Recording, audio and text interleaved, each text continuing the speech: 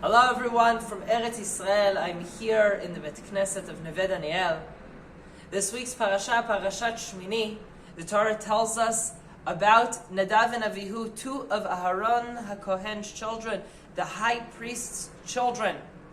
Two of them bring in to the holiest of holies, they bring in an offering that God did not request, in a way that God did not want. The Torah refers to it as an esh zara, a strange fire, or an unwanted fire. And a fire comes out from the holiest of holies, and it eats them alive.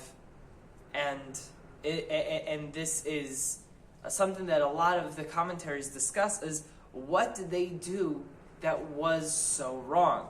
So one commentary says they walked in naked. They said, accept us, God, as we are, right? Like in our truest form, like how you created us. You know this is how we're supposed to worship you. So they come into the temple naked. One says they came in drunk. One says that they came in and they did something against what Moshe Rabbeinu told them to do. They said, you say like this, we say the opposite. And there's a bunch of different other commentaries. But a lot of them point towards this place of, people refer to it as like idol worshiping. They came in and they're doing something against the will of God. They're praying, they're bringing sacrifices, not in a different way or whatever. And this is something very, very important to realize. We have two types of idol worshiping in a way.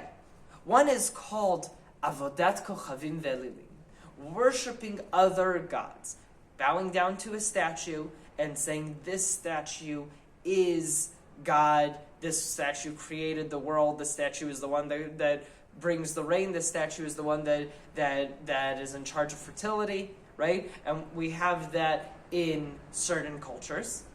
And then we have avodah zarah, which literally translates into strange worship.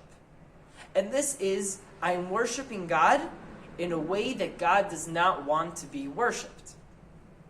And this is a lot more of what we're talking about in this parsha. It's, they are coming in from a very pure place and saying, we would like to go into the holiest of holies and sacrifice to God.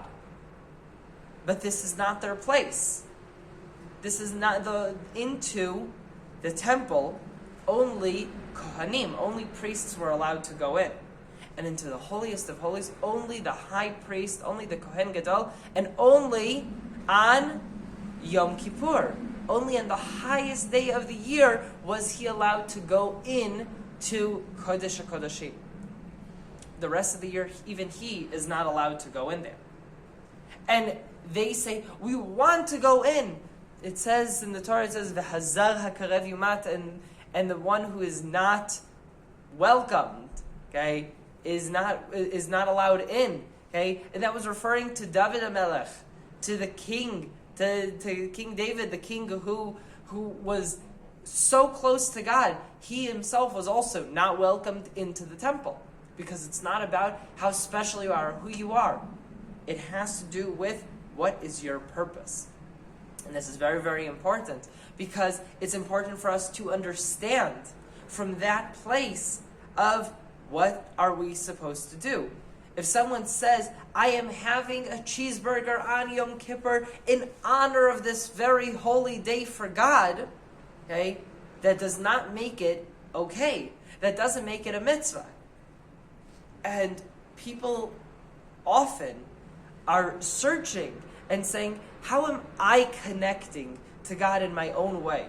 And while there is a very important place for that, and while there is a very important place for you looking at how you're connecting on your personal level, we also need to remember that, like in any relationship, there's boundaries. And sometimes these rules are pre-written, right? You need to listen to the rules that you are given in that way, so that you know what way God wants you to be worshipped. There are different types of relationships between husbands and wives, different ways of people showing affection. There are people who the way that they show affection is by speech. There are people who the way they show affection is by touch or by buying gifts. If you are a person who needs physical contact to feel love, then someone can tell you that your whole life that they love you, but you don't feel it, right? You need to have this communication. And God's saying in His communication through the Torah, He says, this is how I want to be worshipped. And anything outside of it is considered avodah zarah. So we need to combine those and understand, learn what God wants, and then add from ourselves. But it needs to come within the boundaries of the Torah. Shabbat Shalom.